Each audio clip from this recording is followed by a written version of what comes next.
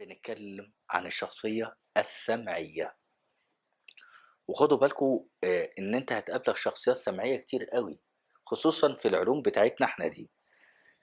يعني الطب التقليدي اللي هو حقنة ودوا خلاص أنت خُد الدوا دَوًّا حاضر، من غير ما يعرف الدوا ده إيه، عبارة عن إيه، تركيبته إيه، المادة الفعّالة فيه إيه، هو ما فيش. ييجي بقى سبحان الله في الطب اللي هو الحقيقي والأصيل والفرعوني يبدأ يتكلم ويتناقش معاك وعايز بقى إيه، تبريرات قاطعة. هو ده إيه وعبارة عن